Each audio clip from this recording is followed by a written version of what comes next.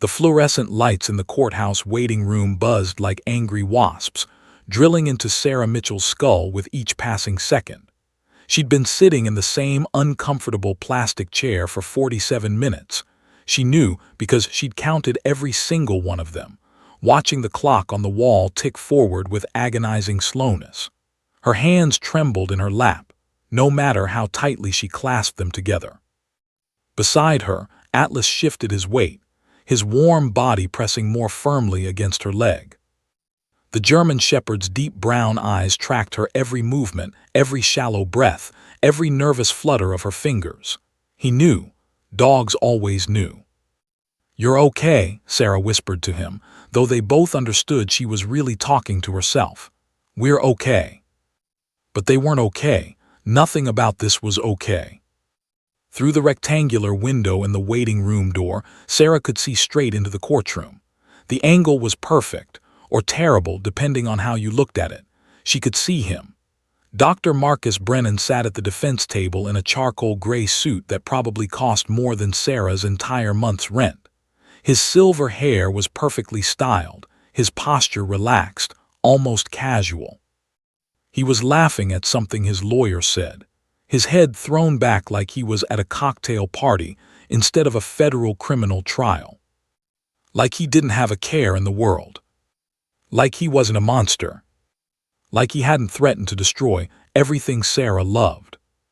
Her stomach churned violently, and for a moment she thought she might actually be sick right there on the courthouse floor.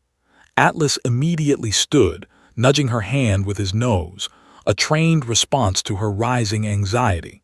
Sarah buried her fingers in his thick fur, anchoring herself to something solid, something real. "Mitchell, Sarah Mitchell," the bailiff's voice cut through her spiraling thoughts. He stood in the doorway, clipboard in hand, his expression professionally neutral. "You're up. Judge is ready for you." Sarah's heart stopped, actually stopped. Then it lurched back to life, hammering against her ribcage so hard she wondered if everyone in the room could hear it. This was it. The moment she'd been dreading for 8 months. The moment that had stolen her sleep, triggered panic attacks in grocery store lines, made her jump at every unexpected sound. She had 2 choices now, and only 2. She could walk into that courtroom, sit in that witness box, put her hand on that Bible, and lie. Tell them she knew nothing, saw nothing, had no idea what Dr. Marcus Brennan had been doing in his chain of veterinary clinics across the Pacific Northwest. She could protect herself. Protect Emma, her younger sister, 26 years old, 14 months sober, fragile, and finally getting her life back together after years of addiction nearly destroyed her. Or Sarah could tell the truth. She could tell them about the prescription bottles she'd found that night 8 months ago, working late, staying behind to finish inventory because she actually cared about her job, about the controlled substance logs that didn't match, about the hundreds, no, thousands of pills prescribed to dogs that didn't exist, oxycodone for Max, a golden retriever with no medical file, fentanyl patches for Bella, a Labrador that had never set foot in their clinic, hydromorphone for Charlie, a patient that only existed on paper. She could tell them how she'd confronted Brennan the next morning, naive enough to think he'd have some explanation, how his charming smile had vanished the second she'd closed his office door, how his eyes had gone cold and flat, like a shark's eyes, as he'd leaned across his expensive mahogany desk. "You have a sister, don't you, Sarah?" he'd said, his voice soft, almost gentle. "Emma, right? I heard she's been doing better lately. Recovering addict. That's wonderful, really inspiring." The way he'd said it, the tone, the implication. "It would be tragic if she relapsed," he'd continued, examining his perfectly manicured fingernails. "These things happen, you know. Stress, bad influences, wrong place at the wrong time. Recovery is so fragile. Anything could trigger a setback, or worse." Sarah had understood perfectly. She'd been fired that afternoon, performance issues, the termination letter claimed. The threats hadn't stopped there. Strange cars parked outside her apartment, hang-up calls at 2 a.m., and 3 weeks ago a text message from an unknown number, A photo of Emma leaving her meeting with just 2 words, "Stay quiet." "Ms. Mitchell," the bailiff's voice was firmer now, impatient. "We need to move this along." Sarah stood on legs that felt like water. Atlas rose with her, his shoulder pressed against her thigh, steady and solid. She'd spent 6 months training him after Brennan fired her, not just as a service dog for her newly diagnosed PTSD and anxiety, but with other skills. Special skills. Skills that a veterinary technician with Sarah's background and knowledge could teach a smart, dedicated dog. Just in case. She'd hoped, prayed it would never come to this. That Brennan would be caught some other way. That she wouldn't have to be the one to step forward. But the trial was in its 3rd week now and the prosecution was struggling. They had circumstantial evidence, suspicious patterns, financial irregularities, but they needed an eyewitness. They needed someone who'd been inside, who'd seen how the scheme actually worked. They needed Sarah. As she walked toward the courtroom door, she caught a glimpse of herself in the reflection of a nearby window. 34 years old, dark circles under her eyes, hair pulled back in a simple ponytail, wearing the only professional outfit she owned, a navy blue dress she'd bought at Target. She looked small, scared, ordinary. But inside, beneath the fear, beneath the trembling and the nausea and the voice screaming at her to run, something else was growing. Something that had been building for 8 months, compressed and pressurized like a spring coiled too tight. Anger. The bailiff opened the courtroom door, and the sound of shuffling papers and hushed conversations washed over her. Sarah's eyes went immediately to the gallery, scanning the faces. And there, her heart seized, there they were. 2 men in the 3rd row, sitting directly behind the defense table. She recognized them immediately. One of them, the one with the scar above his left eyebrow, looked directly at her and smiled. A threat, a reminder, stay quiet. Marcus Brennan didn't even glance her way. He was too confident, too certain that his threats had worked. Sarah's hand dropped to Atlas's head. The dog looked up at her, patient, trusting, ready. Neither of them knew that in 20 minutes this courtroom would erupt into chaos. That a split-second decision and a secret signal would change everything. That justice, which had seemed so impossible just moments ago, was about to arrive in the most unexpected way. All Sarah knew, as she walked toward the witness stand, was that she was done being afraid. It was time to fight back. The clinic was supposed to be closed. Sarah Mitchell locked the front door at 7:47 p.m., flipping the sign from open to closed, just like she did every Tuesday night. Through the glass, she watched the last rays of October sunlight disappear behind the Portland skyline, painting the sky in shades of orange and purple. Beautiful if you had time to appreciate it. Sarah didn't. She had inventory to finish. Dr. Brennan's Northwest Veterinary Care Clinic, the flagship location of his 5-clinic empire, was always immaculately organized. Everything in its place, every supply counted, every record pristine. It was one of the things Sarah had loved about working here when she'd started 6 years ago. Order, precision, care. Tonight, she was playing catch-up after a chaotic week. 2 emergency surgeries, a dog attack case that required police reports, and a parvo outbreak at a local shelter had kept everyone running. The controlled substance inventory was 3 days overdue, and Sarah wasn't about to leave it for the morning shift. She made her way to the back office, her sneakers squeaking on the freshly mopped floor. The clinic after hours always felt different, quieter, somehow both peaceful and eerie.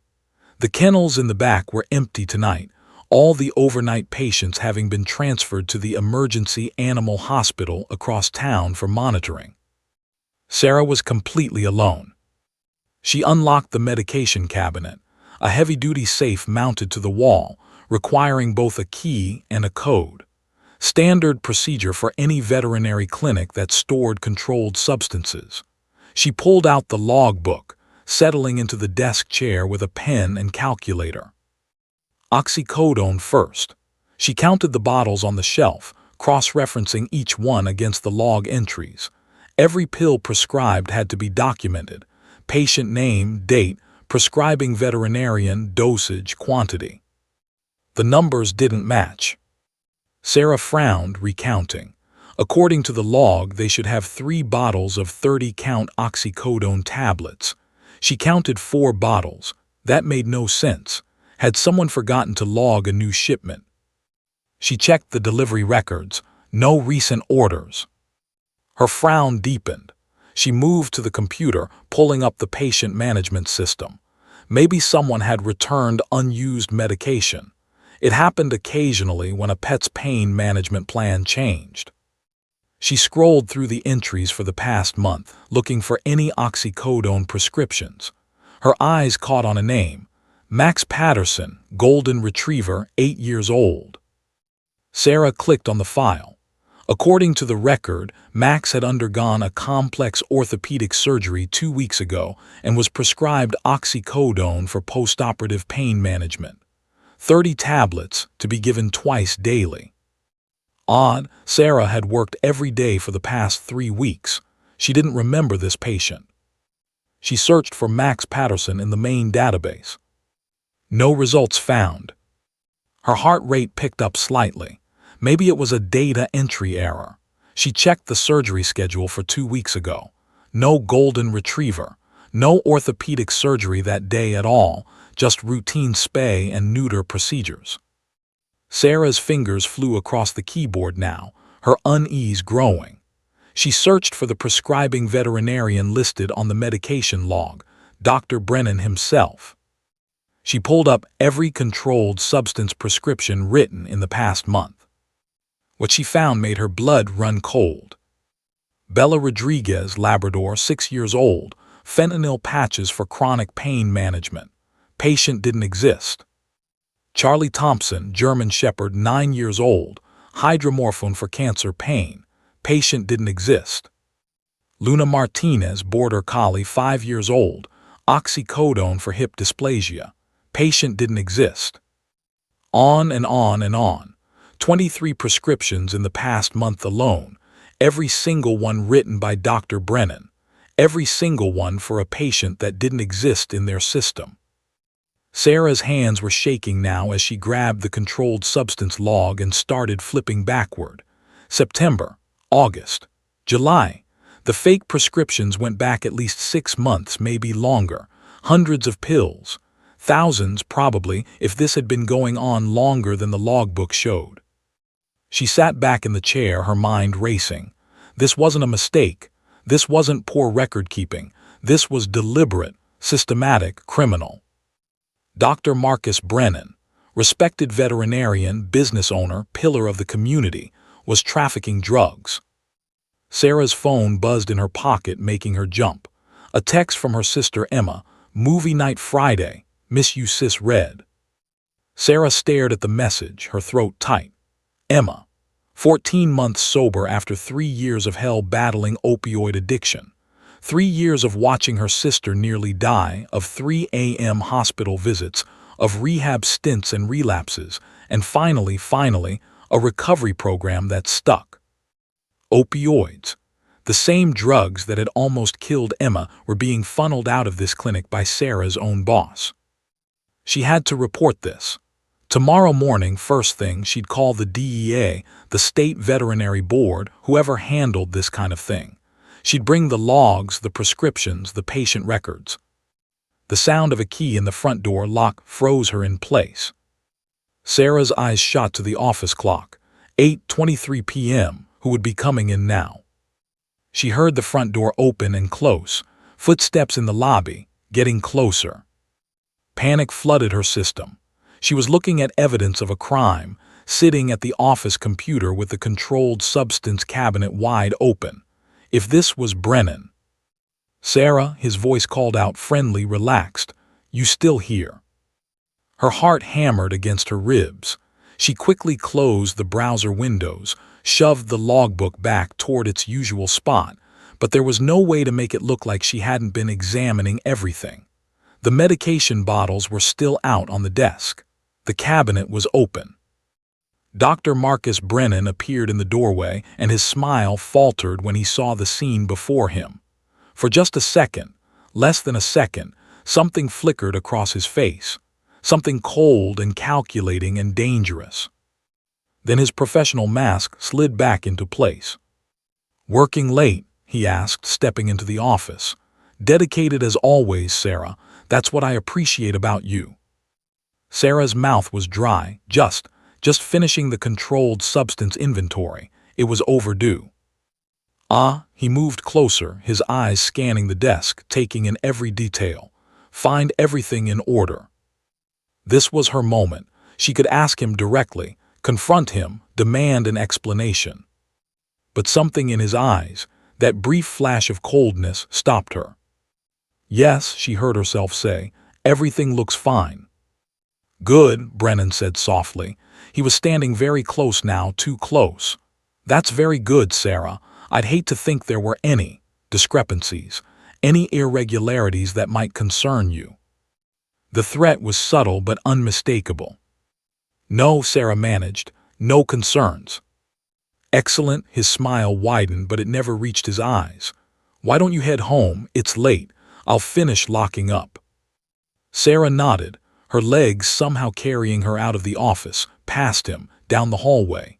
She could feel his eyes on her back the entire way. She grabbed her purse from her locker with trembling hands, pushed through the front door into the cool night air. She made it to her car before the shaking became uncontrollable. That night Sarah didn't sleep. She lay in bed, staring at the ceiling, her mind replaying every moment. By morning, she'd made her decision. She'd report everything.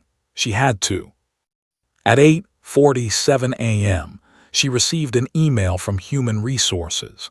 Effective immediately, her employment was terminated due to performance issues and violation of clinic protocols.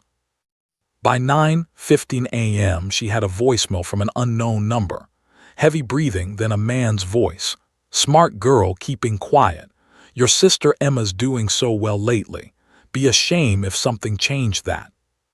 Sarah listened to that voicemail 17 times, until the words were burned into her brain. Then she deleted it and began planning. If Marcus Brennan thought fear would keep her silent forever, he was wrong. She just needed time, proof, and a plan. All rise. The bailiff's voice boomed through the courtroom, and 200 people stood as one. Judge Patricia Hallbrook entered from her chambers, her black robes flowing behind her, her expression stern and unreadable. She was in her early 60s, with steel-gray hair pulled back in a tight bun and eyes that missed absolutely nothing.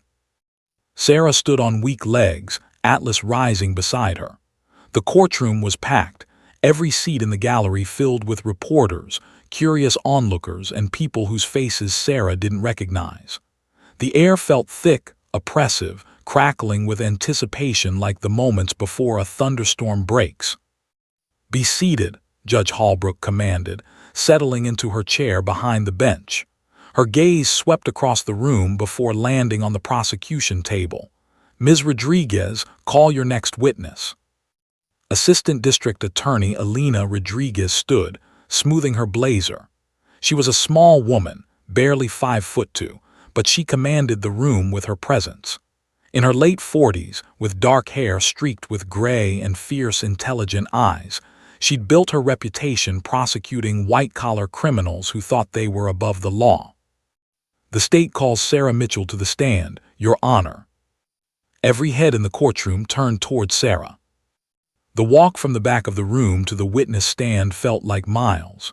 Sarah's sensible black flats clicked against the polished floor, click, click, click, each step echoing in the hushed space. Atlas walked perfectly beside her, his training impeccable, his presence the only thing keeping Sarah upright. She could feel eyes on her from every direction. The jury box to her left, 12 faces studying her, trying to determine if she was credible, trustworthy, honest. The gallery behind her, whispers and rustling papers. The defense table. Sarah made the mistake of glancing that way. Marcus Brennan sat between his two lawyers, looking every inch the successful, respectable professional. His expensive suit was perfectly tailored. His silver hair gleamed under the courtroom lights. He was writing something on a legal pad, completely unconcerned, as if this entire trial was merely a minor inconvenience in his day. He didn't even look at her. That was somehow worse than if he had. To his left sat Graham Walsh, his lead defense attorney. Walsh was a legend in Portland legal circles, the lawyer rich criminals called when they needed to make problems disappear. 63 years old, with a face like a bulldog and a reputation for destroying witnesses on cross-examination. He was watching Sarah like a predator watching prey, his eyes cold and calculating. Sarah reached the witness stand, her heart pounding so hard she wondered if the court reporter could hear it. The bailiff approached with a Bible. "Please raise your right hand," he instructed. Sarah's hand trembled as she lifted it. "Do you solemnly swear to tell the truth, the whole truth, and nothing but the truth, so help you God?" The whole truth, that's what they wanted, what they needed, what Sarah had spent 8 months being too terrified to give. "I do," she whispered. "Please state your full name for the record." "Sarah Elizabeth Mitchell." "You may be seated." Sarah sank into the witness chair, Atlas settling at her feet. From this angle she could see everything, the judge directly in front of her, slightly elevated, the jury to her left already studying her every move, the prosecution table to her right, and straight ahead the gallery. That's when she saw them. Third row directly behind the defense table, 2 men in dark suits. The one on the left was thick-set, muscular, with a neck like a tree trunk. The one on the right was leaner, with a scar cutting through his left eyebrow, the same man who'd been parked outside her apartment last week, the same one who'd followed her to the grocery store. As if he could feel her gaze, Scar Eyebrow looked up and met her eyes. He smiled, not a friendly smile, a reminder. "We're watching, we know where your sister is. Stay quiet." Sarah's breath caught in her throat. "Ms. Mitchell," Elena Rodriguez's voice was gentle, patient. "Are you ready to begin?" No, she wasn't ready. She would never be ready. "Yes," Sarah heard herself say. Rodriguez approached the witness stand, her heels clicking softly. "Ms. Mitchell, can you tell the court how you know the defendant, Dr. Marcus Brennan?" Sarah's mouth felt like sandpaper. I worked for him, at his veterinary clinic, Northwest Veterinary Care in Portland." "How long were you employed there?" 6 years, from May 2018 until February of this year." "And what was your position?" "Veterinary technician. I assisted with surgeries, patient care, medication management, inventory control." Rodriguez nodded, packing slowly. "Your job included managing controlled substances." "Yes, logging prescriptions, maintaining inventory, ensuring proper documentation." "You were good at your job, weren't you, Ms. Mitchell?" Sarah blinked. I tried to be." "Let me rephrase. In 6 years of employment, were you ever written up for mistakes, ever disciplined for poor performance?" "No." "In fact, you received multiple Employee of the Month awards, didn't you?" "Yes." Rodriguez pulled a document from her folder. "I'm showing you what's been marked as Exhibit 47. Can you identify this?" Sarah's hands shook as she took the paper. "It's my performance review from January, 3 months before I was fired." "And what rating did Dr. Brennan give you?" "Exceptional performance. He wrote that I was one of his most trusted employees." "One of his most trusted employees," Rodriguez repeated, letting that sink in with the jury. "And yet, 6 weeks after this glowing review, you were suddenly terminated. What reason were you given?" Here it came. The trap Brennan had set 8 months ago, the lie that was supposed to discredit everything she might say. The termination letter said performance issues and violation of clinic protocols. "But you just testified you'd never been disciplined before." "That's correct." "No warnings, no documentation of these alleged performance issues?" "None." Rodriguez turned to face the jury. Isn't it true, Ms. Mitchell, that you were fired because you discovered something? Something Dr. Brennan didn't want anyone to know. Walsh shot to his feet. Objection, leading the witness calls for speculation. Sustained, Judge Holbrook said crisply. Rephrase, Ms. Rodriguez. But the question hung in the air anyway. The jury had heard it. Rodriguez tried again. Ms. Mitchell, in the months before your termination, did you notice anything unusual about the clinic's controlled substance inventory? This was it, the moment Sarah had been dreading. She could see it all playing out in her mind. If she told the truth, those men in the gallery would make a phone call. Emma would be vulnerable, alone, targeted. But if she lied? Sarah's eyes drifted to the jury. 12 ordinary people giving up their time to seek justice. She saw a woman about her mother's age, a young man who reminded her of Emma's sponsor from NA, a black woman in her 30s who was leaning forward, genuinely listening. They deserved the truth.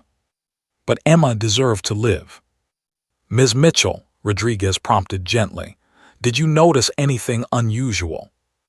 Sarah's throat felt like it was closing. I'm not sure what you mean.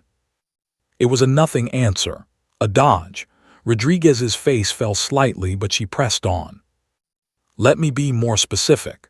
Did you ever find discrepancies between the medication logs and the actual inventory?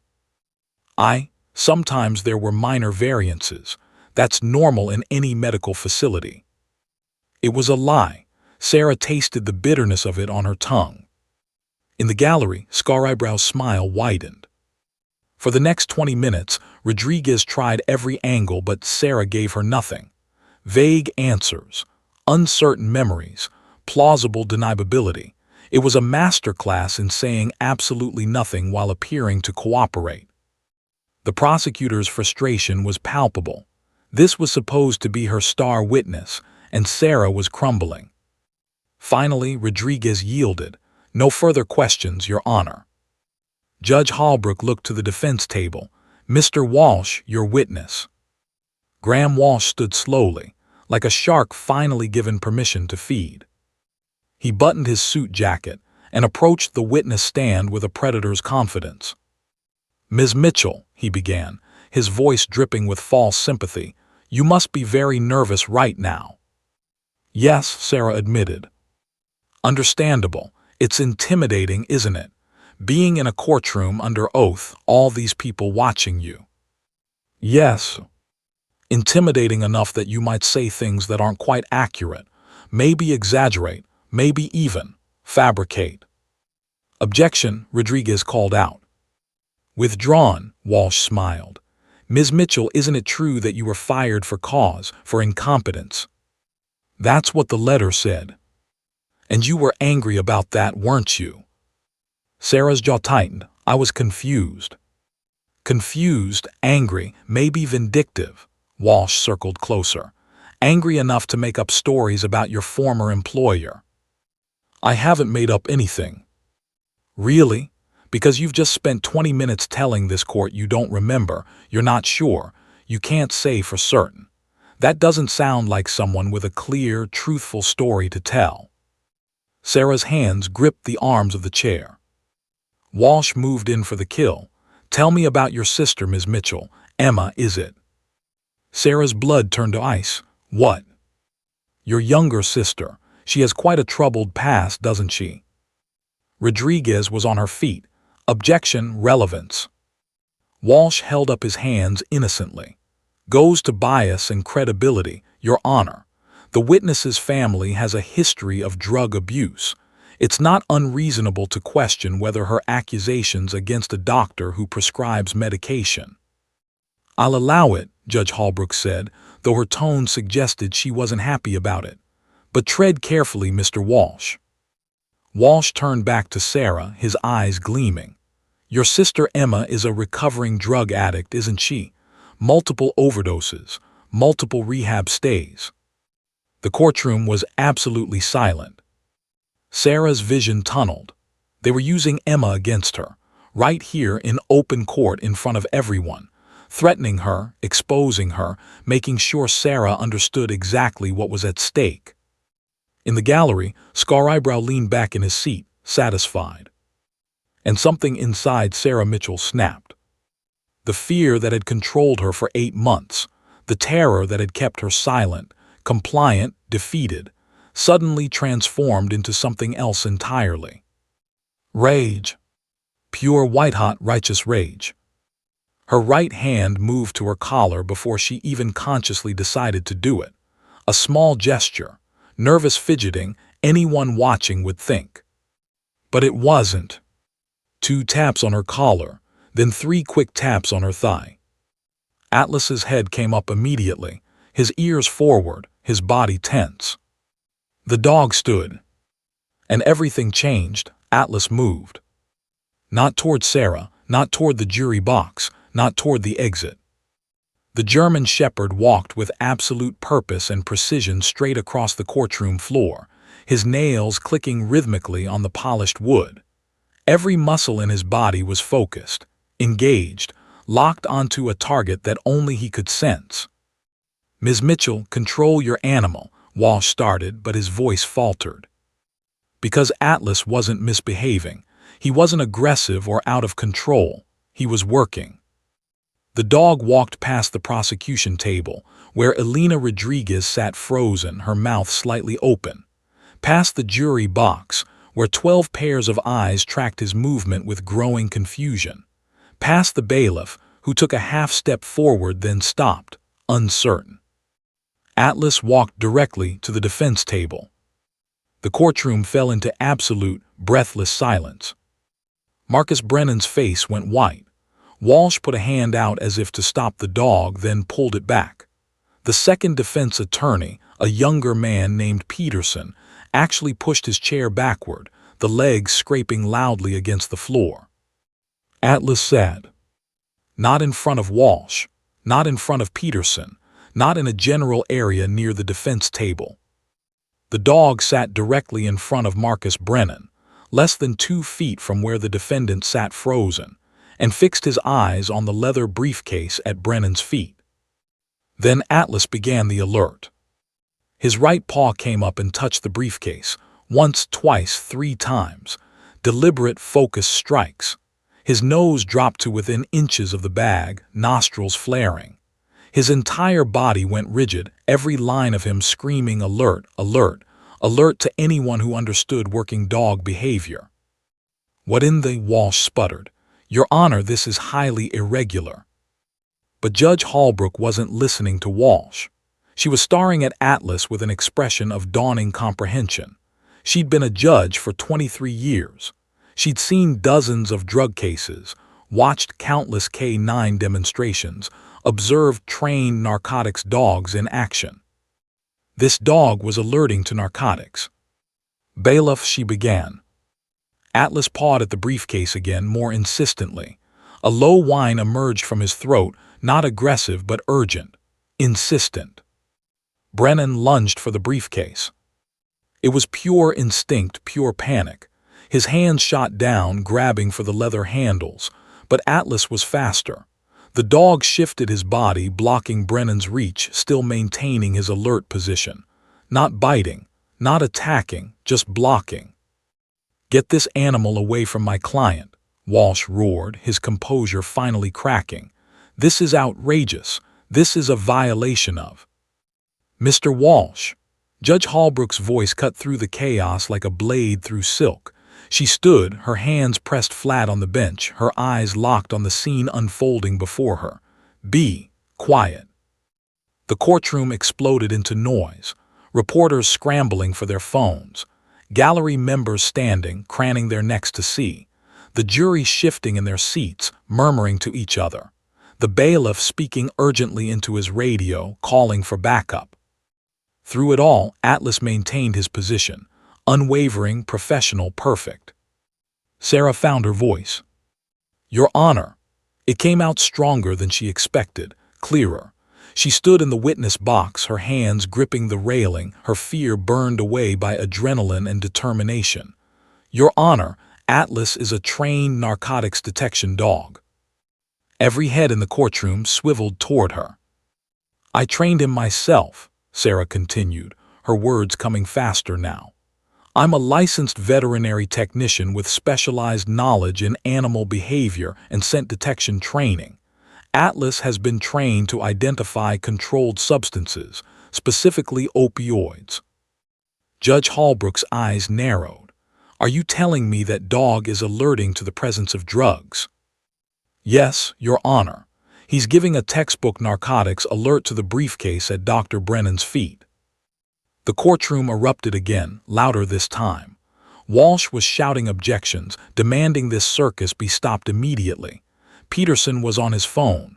Brennan sat frozen, his face the color of old newspaper, his eyes darting between the dog, the briefcase, and the exit.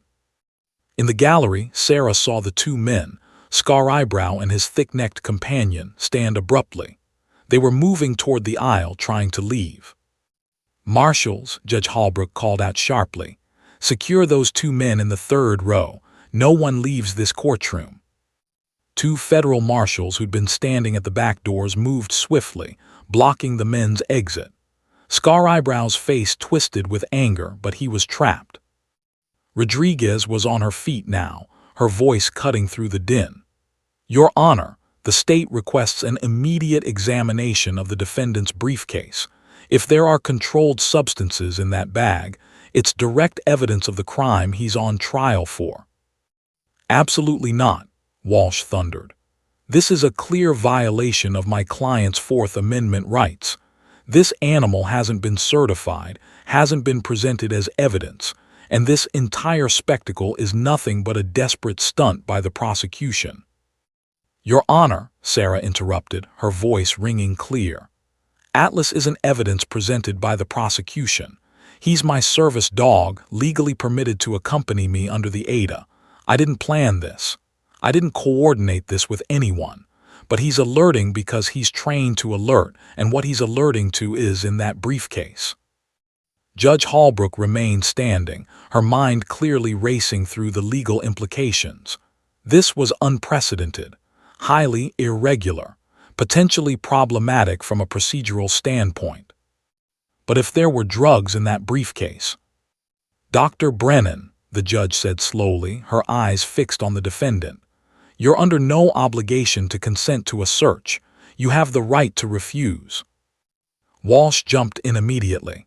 "Your Honor, we absolutely refuse." "I'm speaking to your client, Mr. Walsh." Judge Holbrook's tone could have frozen fire. "Dr. Brennan, do you understand that you have the right to refuse this search?"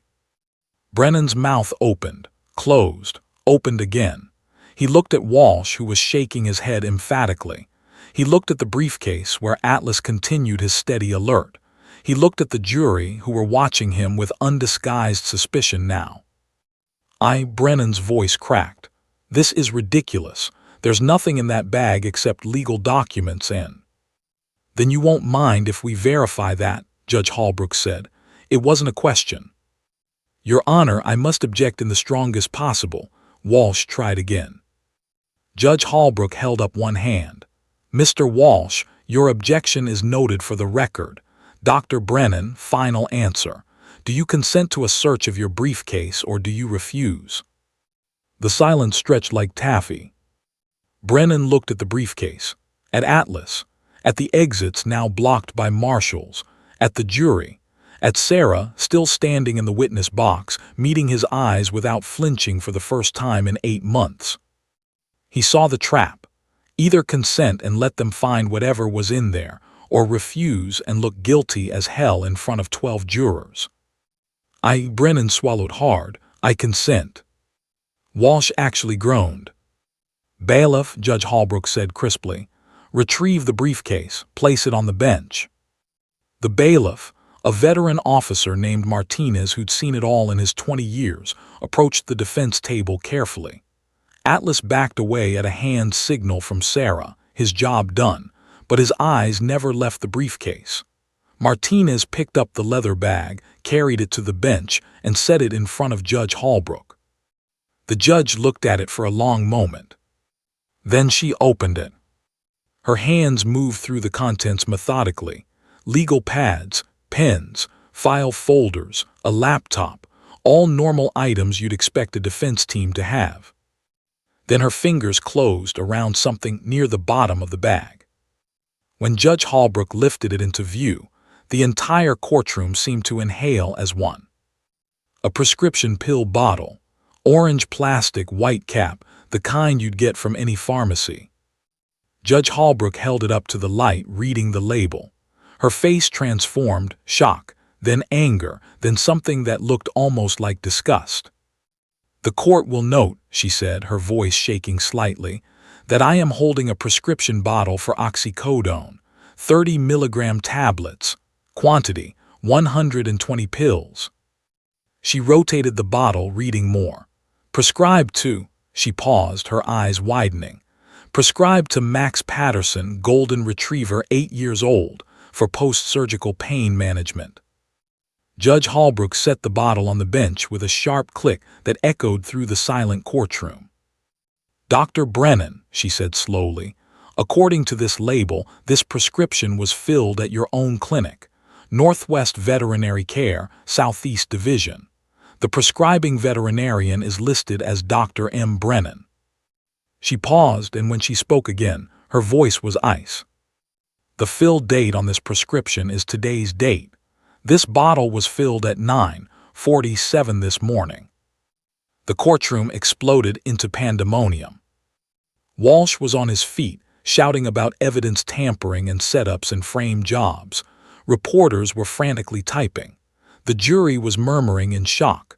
Rodriguez had her hand over her mouth, her eyes wide with disbelief. Marcus Brennan sat utterly still, all the color drained from his face, looking like a man watching his entire world collapse. Judge Holbrook slammed her gavel down repeatedly. "Order, order in this court." The noise gradually subsided. Judge Holbrook stood, gripping the bench, staring down at Marcus Brennan with an expression of barely contained fury. "Dr. Brennan," she said, her voice trembling with rage, "you brought evidence of your crime into my courtroom. You filled an illegal prescription using a fake patient at your own clinic this very morning, and then you brought it here to a federal trial where you are being prosecuted for that exact crime." She picked up the pill bottle again. "Bailiff, place Dr. Marcus Brennan under arrest for contempt of court and possession of controlled substances with intent to distribute. Marshals, take those 2 men in the gallery into custody for questioning regarding witness intimidation.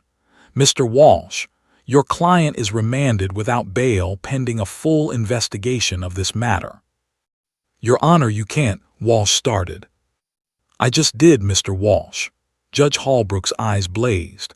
"And if I were you, I'd be very careful about what comes out of your mouth next." 2 bailiffs approached Brennan, handcuffs ready. And Sarah Mitchell, still standing in the witness box with tears streaming down her face, watched as the man who'd terrorized her for 8 months was finally held accountable. Atlas trotted back to her side, tail wagging slightly as if to say, "Good job. We did it." The sound of metal handcuffs clicking shut on Marcus Brennan's wrists was the most beautiful sound Sarah Mitchell had ever heard. 2 bailiffs flanked him, their grips firm on his arms as they pulled him to his feet. The man who had threatened her, terrorized her, stolen her sleep and her peace for 8 agonizing months, now stood trembling, his expensive suit suddenly looking like a costume on a fraud. "This is a mistake," Brennan stammered, his smooth, confident voice cracking like thin ice. "I can explain, there's been a misunderstanding." "You have the right to remain silent," Bailiff Martinez began, his tone flat and professional. "I suggest you exercise that right, Dr. Brennan." But Brennan couldn't stop talking. Panic had shattered his carefully constructed composure. "That bottle, it was planted. Someone put it in my briefcase. This is a setup." Graham Walsh grabbed his arm. "Marcus, shut up. Don't say another word." "But I wouldn't." Brennan's eyes were wild now, darting around the courtroom like a trapped animal looking for escape. They landed on Sarah, and for just a moment that cold calculation flickered back. She did this. That woman, she's lying. She's always been lying. She's a disgruntled employee with an axe to grind. Enough! Judge Holbrook's gavel came down like thunder. One more word, Dr. Brennan, and I'll add additional contempt charges.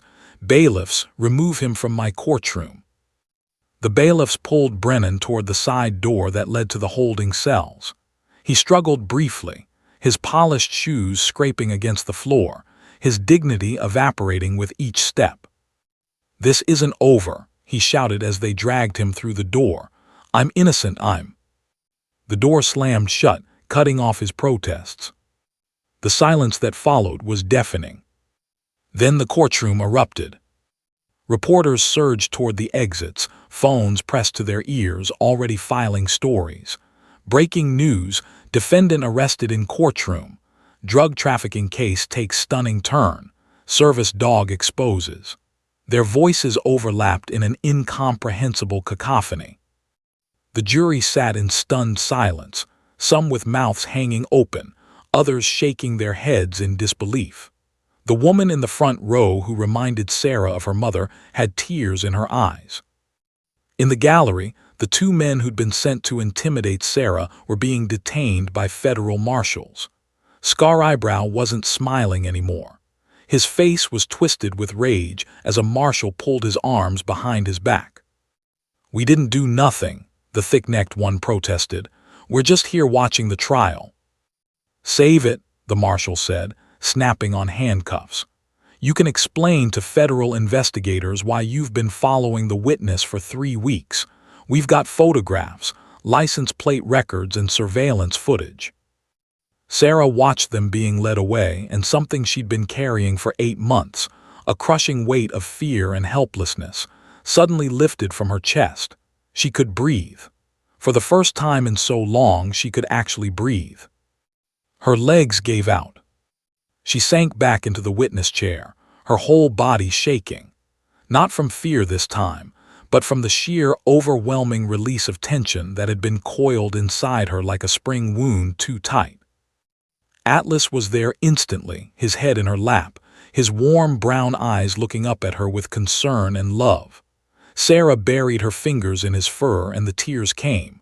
Not quiet tears, deep, wrenching sobs that she'd been holding back for months. "Ms. Mitchell," Judge Holbrook's voice was gentler now, almost maternal, "would you like a recess, some water?" Sarah shook her head, wiping her eyes with the back of her hand. "No, Your Honor, I'm okay."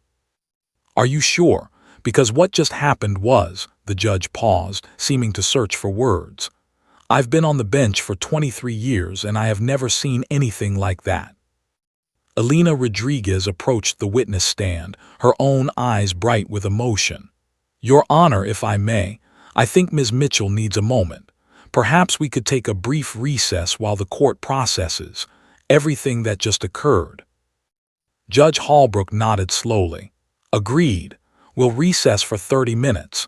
Jury, please return to the deliberation room. Do not discuss what you just witnessed with anyone until we're back in session. Ms. Mitchell, you're excused from the witness stand, but please don't leave the courthouse. We'll need your continued testimony." She paused, looking directly at Sarah with an expression that might have been respect. "And Ms. Mitchell, that was either the bravest or the craziest thing I've ever seen in a courtroom. I haven't decided which yet." The courtroom began to empty. Jurors filing out through one door, reporters rushing through another, court staff buzzing with urgent conversations. Within minutes, only a handful of people remained. Sarah stood on shaky legs, Atlas pressed against her side. Rodriguez approached, her professional mask slipping to reveal genuine emotion. "How long have you been planning that?" the prosecutor asked quietly. "I wasn't," Sarah admitted. I trained Atlas months ago, but I didn't know if I'd ever. I didn't come here planning to." She trailed off, unable to articulate the chaos of emotions and split-second decisions that had led to this moment. "He had pills on him," Rodriguez said, still sounding stunned. "He brought actual evidence of his crime to his own trial. Who does that?" "Someone who thought he was untouchable," Sarah said softly. Someone who's been doing this so long he got arrogant, sloppy. You knew he'd do something like this. Sarah shook her head. I hoped. When I trained Atlas, I thought. Marcus couldn't help himself. Even after he was indicted, even with federal investigators watching him, I heard through former coworkers that he was still operating, still filling prescriptions. He's addicted to it, not the drugs, but the money, the power, the feeling of being smarter than everyone else.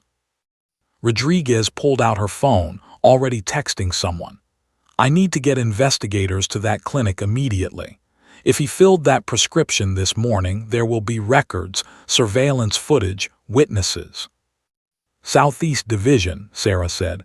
That's where he keeps his personal office, where he handles his special prescriptions.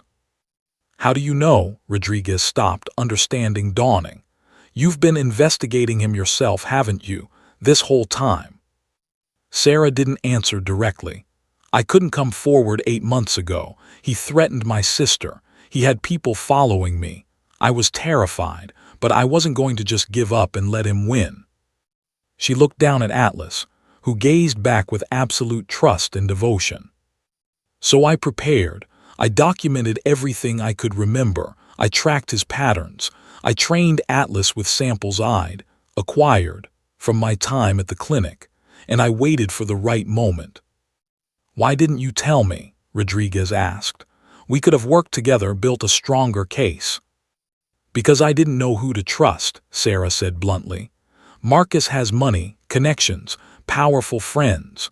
For all I knew, he had people in the prosecutor's office, in the police department, everywhere. I couldn't risk it. Rodriguez looked like she wanted to argue but couldn't. In her line of work, she'd seen enough corruption to know Sarah's paranoia wasn't entirely unfounded. A young assistant approached Rodriguez with a tablet. Ma'am, you need to see this. It's already going viral.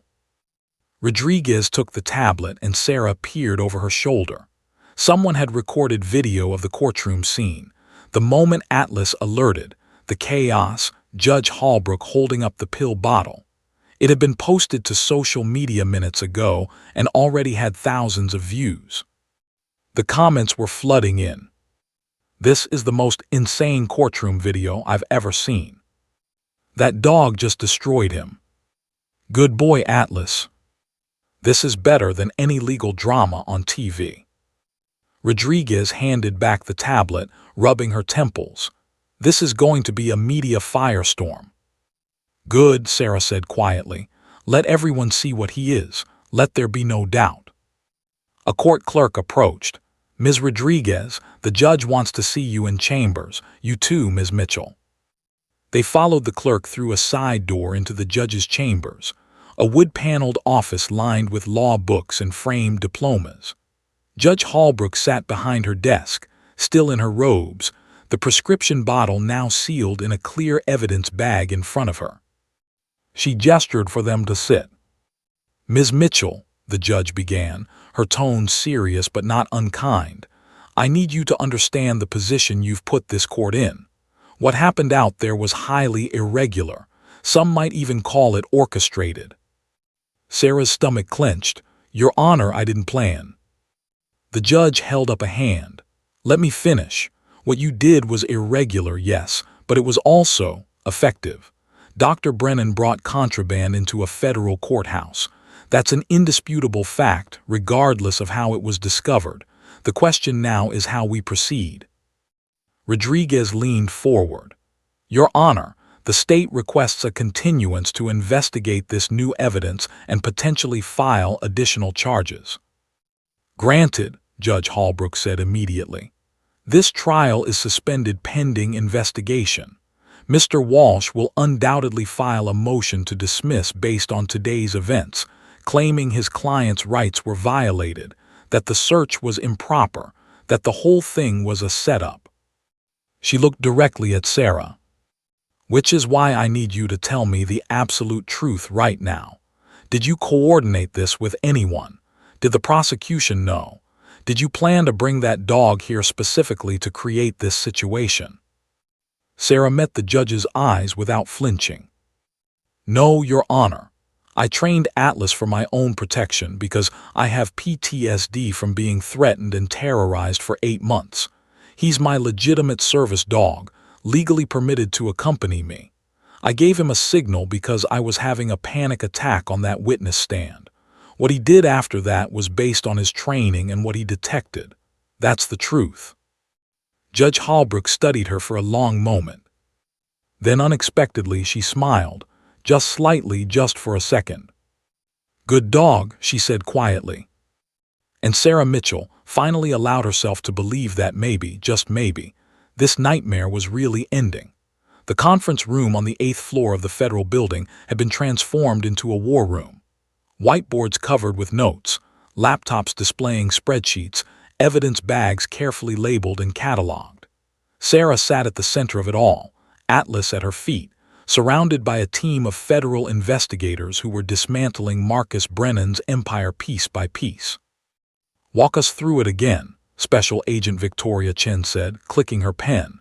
She was FBI mid-40s with sharp eyes that missed nothing. "Everything you saw that night 8 months ago." Sarah took a sip of her third cup of coffee. Her hands weren't shaking anymore. "I was doing the controlled substance inventory. The numbers didn't match. I found prescriptions for patients that didn't exist in our system."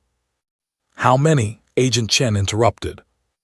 "That night, 23 just in the past month. But when I went back through the logs," Sarah pulled out a worn notebook from her bag, her own private documentation, kept hidden for months.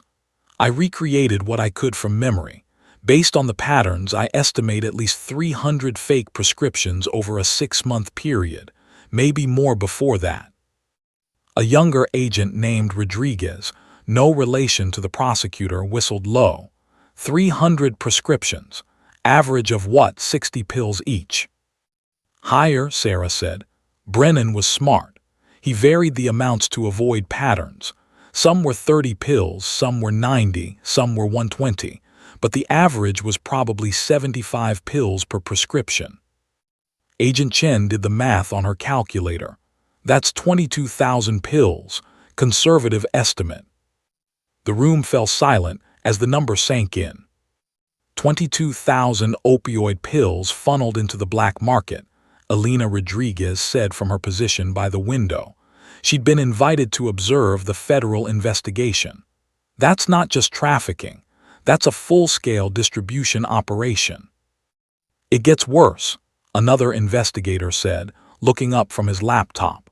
"We just got preliminary results from the raid on the Southeast Division Clinic. They found 3 computers with separate patient management systems, 1 legitimate, 2 shadow systems. The shadow systems contain over 1,500 fake patient records going back 3 years. Sarah's stomach dropped. 3 years, I thought. I only saw evidence going back 6 months. "He got better at hiding it," Agent Chen said grimly. "The older records were kept on separate servers, accessed only through encrypted connections. He only started getting sloppy in the past year."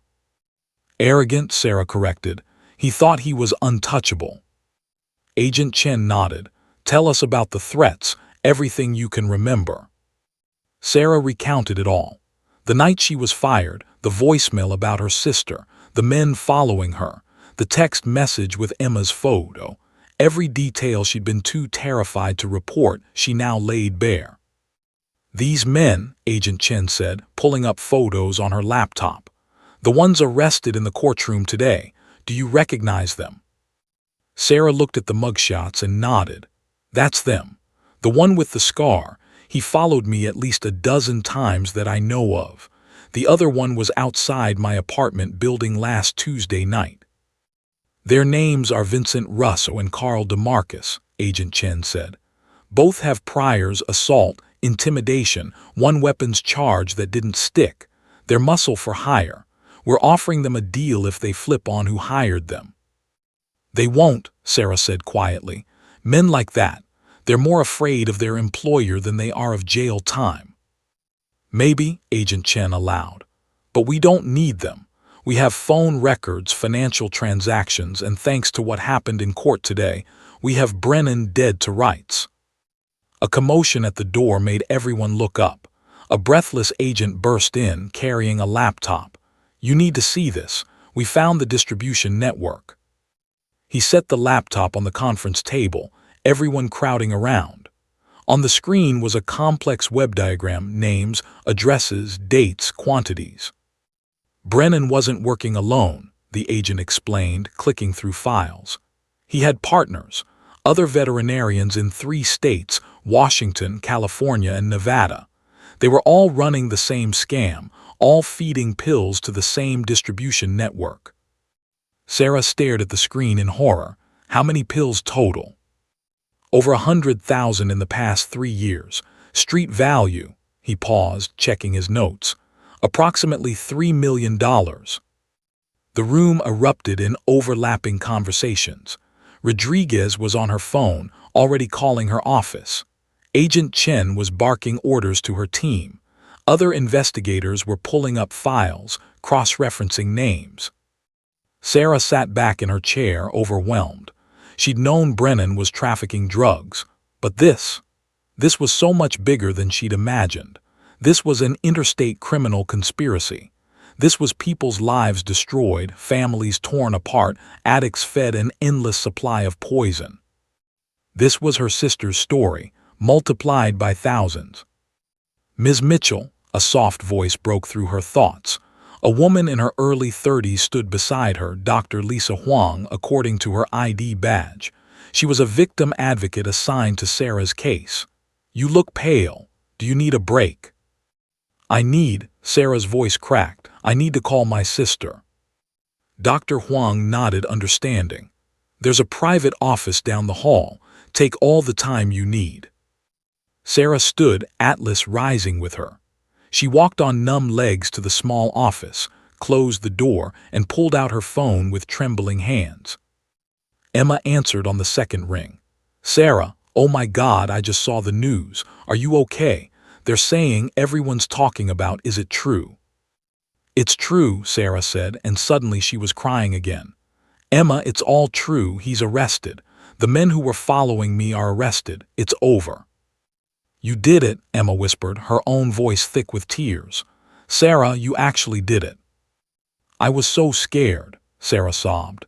"I was so scared they'd hurt you, that something would happen, that I was making a mistake." "But you did it anyway," Emma said fiercely. "You were terrified and you did it anyway. That's what courage is, Sarah. That's what a hero does." "I'm not a hero, I'm just—" "You saved lives," Emma interrupted. "Those pills Brennan was trafficking, they could have killed people like me. You stopped that, you're absolutely a hero." They talked for 20 minutes, crying and laughing and processing the enormity of what had happened. When Sarah finally returned to the conference room, her eyes were red but her spine was straight. Agent Chen looked up from a huddle of investigators. "Ms. Mitchell, good timing. We need your official statement now. Everything you witnessed, everything you know. We're building a case not just against Brennan but against his entire network." "And I need you back on the witness stand," Rodriguez added. "With Brennan's arrest, his lawyer is going to fight this harder than ever. We need your testimony, the real testimony this time. Everything you were too afraid to say before." Sarah looked at both women, then down at Atlas, who gazed back with absolute trust. "When?" she asked simply. "Tomorrow morning," Rodriguez said. "Judge Holbrook is reconvening the trial. This time no more fear, no more hiding. We lay it all out." Sarah nodded. "Okay." "Okay," Agent Chen raised an eyebrow. "After what you've been through, after the threats, the trauma, everything, you're just okay with walking back into that courtroom." Sarah thought about the 1,500 fake patients in Brennan's shadow system. She thought about the 100,000 pills, the $3 million, the lives destroyed. She thought about her sister, 14 months sober, getting a second chance at life. She thought about every person who hadn't gotten that second chance. "I'm not just okay with it," Sarah said, her voice steady and strong. "I'm ready. I'm going to tell them everything, every single detail, every crime I witnessed, every threat I received, every manipulation he used to keep me silent." She met Rodriguez's eyes. Marcus Brennan thought he could scare me into silence forever. He thought he was smarter than everyone, more powerful, untouchable. Tomorrow, I'm going to show him exactly how wrong he was. Agent Chen smiled, a fierce, approving smile. Then let's make sure you're prepared. We're going to go through everything, document every detail, build an airtight case. When you walk into that courtroom tomorrow, you're going to have the full weight of the federal government behind you. And the full protection, Rodriguez added. Those men who threatened you, they're not getting bail. Brennan's not getting bail. His assets are frozen, his clinics are being seized, and every single person in his organization is being rounded up as we speak. You're safe now, Dr. Huang said gently. Your sister is safe. It's really over. Sarah sank back into her chair, Atlas's head resting on her knee. Around her, federal agents worked through the night, building the case that would bring down a criminal empire. For the first time in 8 months, Sarah Mitchell allowed herself to feel something she'd almost forgotten existed. Hope. Tomorrow she would tell her story, the whole truth without fear, without hesitation. Tomorrow justice would finally have its day. And Marcus Brennan would learn that some people, some ordinary, terrified, determined people, refused to stay silent, no matter the cost. The walls he'd built around his criminal empire were coming down. And Sarah was going to make sure they never went back up. The courtroom was even more packed than the day before. News of yesterday's dramatic events had spread like wildfire. Every major network had cameras outside. Every seat in the gallery was filled with reporters, legal observers, and members of the public who'd lined up before dawn for a chance to witness what everyone was calling the trial of the decade. Sarah walked through the courtroom doors at exactly 8:57 a.m., 3 minutes before Judge Holbrook was scheduled to take the bench. Atlas walked beside her, calm and professional, as if yesterday's chaos had been just another day at work. But Sarah was different. Yesterday she'd walked this same path terrified, trembling, ready to crumble under the weight of fear and threats. Today she walked with her head high, her shoulders back, her eyes clear. She wore a simple gray blazer and white blouse, professional, composed, unshakable. The transformation wasn't lost on anyone watching. Marcus Brennan sat at the defense table between his lawyers, but the arrogant confidence from yesterday was gone. He wore an orange jail jumpsuit now, his hands cuffed in front of him. His silver hair was disheveled. Dark circles shadowed his eyes. He looked like a man who hadn't slept, who'd spent the night in a cell realizing his entire world was collapsing. Graham Walsh looked even worse. His expensive suit was wrinkled, his tie loosened. He'd spent the night filing emergency motions, trying desperately to salvage an unsalvageable case. Every motion had been denied. All rise. Judge Holbrook entered, her expression stern and focused. She surveyed the packed courtroom with a sweeping gaze that demanded order and respect. Be seated. She settled into her chair, then looked directly at the witness stand. Ms. Mitchell, please retake the stand. I remind you that you're still under oath. Sarah walked forward, Atlas at her side. She sat in the witness chair and placed her hand on the armrest, steady and calm. Ms. Rodriguez, Judge Holbrook said, your witness. Elena Rodriguez stood, and for a moment she and Sarah simply looked at each other. An understanding passed between them. No more games, no more fear, no more holding back. Ms. Mitchell, Rodriguez began, her voice clear and strong. Yesterday we began your testimony, but we didn't get very far. Today, I'd like you to tell this jury the complete truth about what you witnessed while working for Dr. Marcus Brennan. Let's start with the night of February 14th. What happened? Sarah took a deep breath and began. I was working late, finishing the controlled substance inventory that was overdue. When I counted the medication, the numbers didn't match the log entries. I found prescriptions for patients that didn't exist. How did you know these patients didn't exist? I searched our patient management system. Dogs named Max Patterson, Bella Rodriguez, Charlie Thompson. None of them were in our database. They'd never had appointments, never had surgeries, never been treated at our clinic. But according to the medication logs, they'd been prescribed significant quantities of opioids. What did you do? I checked further. I went back through weeks of records. I found 23 fake prescriptions in just 1 month, all written by Dr. Brennan, all for patients that didn't exist. The jury was leaning forward now, completely absorbed. What happened next? Rodriguez prompted. Dr. Brennan came to the clinic while I was reviewing the records. He saw what I'd found. Sarah's voice didn't waver. The next morning, I confronted him in his office. What did he say? Sarah looked directly at Brennan. He wouldn't meet her eyes. He threatened me. He said, "You have a sister, don't you? Emma, right? Recovering addict. It would be tragic if she relapsed, or worse." Then he asked me if I understood what he was saying. The courtroom was absolutely silent. "Did you understand?" Rodriguez asked softly. "Yes.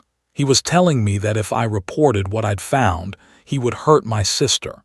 He knew she was in recovery from opioid addiction. He knew exactly where to hit me to keep me silent." What happened after that conversation? I was fired that afternoon. The termination letter claimed performance issues, but I just received an exceptional performance review 6 weeks earlier. I was fired because I knew too much. Rodriguez walked back to her table and picked up a document. "I'm showing you what's been marked as Exhibit 73. Do you recognize this?" Sarah took the paper, her hand steady. "It's a voicemail transcript from an unknown number received the day after I was fired. Please rate it for the jury."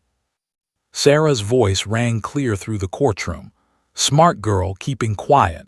Your sister Emma's doing so well lately. Be a shame if something changed that." Several jury members' faces hardened with anger. "Did the threat stop there?" Rodriguez asked.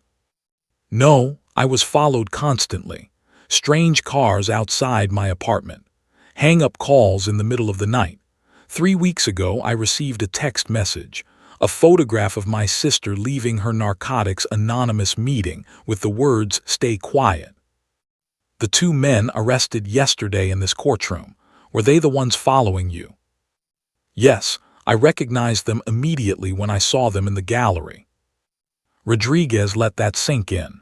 "Ms. Mitchell, why didn't you report these threats to the police?" "Because I was terrified," Sarah said simply. "Dr. Brennan has money, power, connections. I didn't know who I could trust. I didn't know how far his reach extended. All I knew was that my sister's life was in danger if I talked." "Yet here you are today talking. What changed?" Sarah's jaw tightened. "Yesterday, his lawyer brought up my sister in open court. He used her addiction, her struggles, her pain as a weapon against me. In that moment, I realized Marcus Brennan would never stop. He would use Emma to control me forever, or he would hurt her, or both. I had to stop being afraid and start fighting back." Rodriguez nodded slowly. "Let's talk about what you witnessed in detail. You mentioned 23 fake prescriptions in 1 month. Walk us through how the scheme worked." For the next 90 minutes, Sarah provided devastating testimony. She explained the shadow patient records, the falsified medical histories, the specific medications and quantities. She detailed the patterns she'd observed, how Brennan varied the prescription amounts to avoid detection, how he used different veterinarians' names to spread the trail, how he manipulated the inventory system. She produced her own notebook, months of documentation she'd recreated from memory, cross-referenced with public records and information she'd carefully gathered while in hiding. The jury was riveted. Several members were taking notes. Others stared at Brennan with undisguised disgust. "Ms. Mitchell," Rodriguez said, "based on your knowledge of the clinic's operations and what you witnessed, how many pills would you estimate Dr. Brennan trafficked during your time there?" "Conservative estimate, at least 15,000 pills. But based on the records federal investigators found yesterday, The actual number over 3 years is closer to 100,000. A collective gasp rippled through the courtroom. "One final question," Rodriguez said. "Why did you train your service dog to detect narcotics?" Sarah looked down at Atlas, then back at the jury. "Because I knew Marcus Brennan couldn't help himself. I knew that even facing federal charges, even on trial, he'd be too arrogant to stop. I knew he'd think he was smarter than everyone, that rules didn't apply to him. I trained Atlas as insurance, proof that could speak when I couldn't, that could reveal what I was too afraid to say."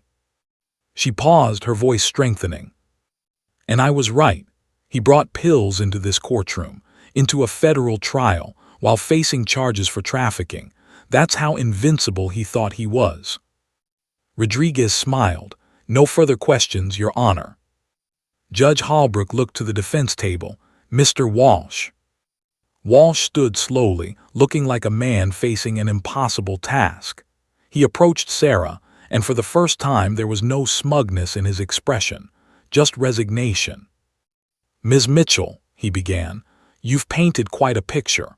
But isn't it true that you have a personal vendetta against my client, that you were fired for legitimate reasons and—" "Your client trafficked over 100,000 opioid pills," Sarah interrupted, her voice like steel. "He threatened my sister. He hired men to stalk me. He tried to destroy my life to cover his crimes. The only vendetta I have is against criminals who think they're above the law." Walsh tried several more approaches, questioning her memory, her motives, her training of Atlas. But Sarah was unshakable. Every answer was clear, factual, devastating. Finally, after 45 minutes of getting nowhere, Walsh gave up. "No further questions." Sarah stepped down from the witness stand. As she walked past the jury box, several jurors nodded at her with respect. As she passed the defense table, Brennan finally looked at her. Their eyes met. "You've destroyed me," he whispered, barely audible. Sarah stopped, leaned down slightly, and spoke just loud enough for him to hear. "No, Dr. Brennan, you destroyed yourself. I just made sure everyone knew about it." She walked back to her seat, Atlas beside her, and for the first time in 8 months, Sarah Mitchell felt completely, utterly free. The truth was finally out. And justice was coming 6 months later. The autumn sun painted Portland in shades of gold and amber as Sarah Mitchell stood on the front steps of a renovated warehouse in the city's revitalized industrial district. Above the wide glass doors, a sign read, "Atlas Rising, Service Dog Training and Trauma Recovery Center." It was opening day. Sarah watched as the first clients arrived, a veteran with PTSD, a domestic violence survivor, a recovering addict, a teenager who'd survived a school shooting. Each one nervous, hopeful, broken in their own way. Each one about to meet the dog that would help them rebuild their lives. "Ready?" Emma Mitchell appeared at Sarah's elbow, carrying a clipboard and wearing a staff badge that read Outreach Coordinator. Her younger sister looked healthy, truly healthy for the first time in years. Clear eyes, bright smile, 15 months sober and counting. "Ready," Sarah confirmed, squeezing her sister's hand. They'd come so far since that day in court. 3 months earlier, sentencing day. The same courtroom, but a different energy entirely. Marcus Brennan stood before Judge Holbrook in his orange jumpsuit, his expensive lawyers flanking him like pallbearers at a funeral. The trial had lasted only 2 more days after Sarah's testimony. The evidence was overwhelming. The jury deliberated for just 4 hours before returning with guilty verdicts on all 17 counts: drug trafficking, prescription fraud, witness intimidation, money laundering, and conspiracy. His co-conspirators in 3 other states had been arrested within days. The entire network dismantled. Over a dozen veterinarians, clinic managers, and distributors now facing their own trials. Judge Holbrook's voice was ice as she read the sentence. "Dr. Marcus Brennan, you violated the trust placed in you as a medical professional. You exploited your position to flood communities with addictive substances that have destroyed countless lives. You threatened witnesses, intimidated victims, and showed absolutely no remorse. She paused, her gaze unwavering. You are sentenced to 15 years in federal prison on the trafficking charges, 5 years for witness intimidation to run consecutively, and an additional 3 years for prescription fraud. Total sentence, 23 years. No possibility of parole for the first 12 years. Your veterinary license is permanently revoked. Your assets are seized and will be distributed to victims of the opioid crisis. Brennan's legs buckled. His lawyers caught him. Furthermore, Judge Holbrook continued, you are ordered to pay restitution in the amount of $4.2 million to cover treatment costs for individuals harmed by your criminal enterprise. Sarah sat in the gallery, Emma beside her, and watched the man who terrorized them being led away in chains. She felt no triumph, no joy, just a quiet, profound relief. It was over, truly over. Present-day grand opening. The warehouse was filled with the sounds of hope, dogs barking playfully, clients laughing nervously, trainers offering gentle encouragement. Sarah moved through the space, watching her vision come to life. Ms. Mitchell, a young man, approached Daniel, a Marine Corps veteran who'd lost his leg in Afghanistan and his sense of purpose shortly after. I just wanted to say thank you for creating this place, for giving people like me a second chance. Sarah smiled. You're giving yourself a second chance, Daniel. The dog just helps you find the way. She watched him return to his training session with a golden retriever named Hope, and her heart swelled. This was what Marcus Brennan's seized assets had built. This was what her trauma had become, a sanctuary for others walking through their own darkness. Sarah, a familiar voice made her turn.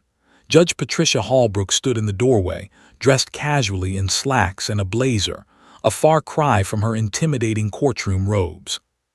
Your Honor, Sarah hurried over, I didn't expect. Patricia, please, the judge said warmly. I'm here as a board member, remember, not as a judge. After the trial, Judge Holbrook had surprised everyone by accepting Sarah's invitation to serve on the nonprofit's advisory board. What you've built here matters, the judge had said. I want to be part of it. Now Patricia walked through the facility with Sarah, observing the training sessions, meeting the staff, engaging with clients. 53 dogs in training, Sarah explained proudly. Each one matched with a client based on specific needs. We specialize in PTSD, anxiety disorders, and addiction recovery support. In Atlas, Patricia asked with a knowing smile. As if summoned, the German Shepherd appeared, now a certified therapy dog trainer himself. Atlas had become something of a celebrity after the trial, the dog who'd taken down a criminal empire. But to Sarah, he was still just her partner, her protector, her best friend. He helps train the other dogs, Sarah explained, scratching his ears. Shows them what good work looks like. Good boy, Patricia murmured, and Atlas's tail wagged. 2 hours later. The official ribbon-cutting ceremony drew a crowd. Local news cameras filmed as Sarah, flanked by Emma and Patricia, cut the ceremonial ribbon. Applause erupted. Flashbulbs popped. Elena Rodriguez was there, now running for district attorney on a platform of victims' rights and holding the powerful accountable. None of this happens without Sarah's courage, she told reporters. She risked everything to stop a criminal. Now she's helping others find their own courage. Dr. Lisa Huang, the victim advocate who'd supported Sarah through the investigation, had joined Atlas Rising's staff as clinical director. Trauma doesn't have to define you, she said during her speech. Sarah proved that. This center proves that. Recovery is possible. As the ceremony concluded and guests mingled, Sarah found a quiet corner. She looked around the space, at the training rings, the therapy rooms, the offices where counselors would help clients process their trauma. At Emma, confidently discussing outreach programs with potential donors. At Atlas, calmly accepting pets from a group of children. Her phone buzzed, a text from an unknown number. Saw you on the news, you did good, keep fighting. Former coworker. More messages followed. Former veterinary techs who'd suspected but stayed silent. Families of addiction victims thanking her. Survivors of Brennan's trafficking network finding hope. Overwhelming, isn't it? Emma appeared beside her, 2 cups of coffee in hand. Good overwhelming, Sarah said, accepting the cup. I've been sober for 15 months because of you, Emma said quietly. You saved my life, you know, not just from Brennan's threats. You showed me what real strength looks like. Tears pricked Sarah's eyes. You saved yourself, Em. I just refused to let someone hurt you. And now you're refusing to let trauma hurt anyone, Emma gestured to the bustling center. You turned the worst experience of your life into this, into hope. Sarah watched a client, a young woman recovering from domestic violence, tentatively reach out to touch a yellow Labrador. The dog leaned into her hand, tail wagging, and the woman's face transformed with a smile that looked like it hadn't been worn in years. That's what Atlas gave me, Sarah said softly. Hope when I had none, courage when I was terrified, purpose when I felt broken. If we can give that to even one person, all of this, the fear, the trauma, everything, it meant something. Emma hugged her sister tight. It meant everything. That evening, Sarah locked the center's doors at 8 p.m., exhausted but satisfied. Atlas waited patiently beside her. The sun was setting, painting the sky in brilliant purples and oranges. Her phone rang, an unknown number. For just a moment, old fear flickered. Then she remembered Brennan was in prison. His network was destroyed. She was safe. She answered. Ms. Mitchell, this is CNN. We'd like to feature your story on our Heroes Among Us segment. Sarah smiled and politely declined. She wasn't interested in being famous. She just wanted to help people heal. As she drove home, Atlas in the back seat, Sarah reflected on the past year. The terror, the trial, the transformation. She'd been an ordinary veterinary technician who'd stumbled onto a crime and been too afraid to speak. But fear hadn't won. She'd found her voice, found her courage, found her purpose. Sarah pulled into her driveway. No more strange cars watching, no more threats lurking in shadows. Just home, just peace. Come on, boy, she called to Atlas. Together they walked inside, ready for whatever came next. Because Sarah Mitchell had learned the most important lesson. Courage wasn't the absence of fear. It was doing what was right even when you were terrified.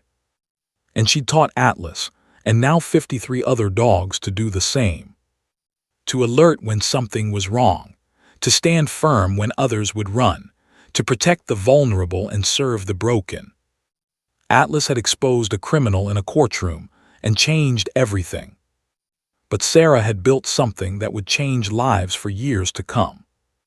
And that, she thought as she settled onto her couch with Atlas's head in her lap, was the real victory. Not revenge, not fame. Just healing, just hope. Just rising from the ashes, stronger than before. The end.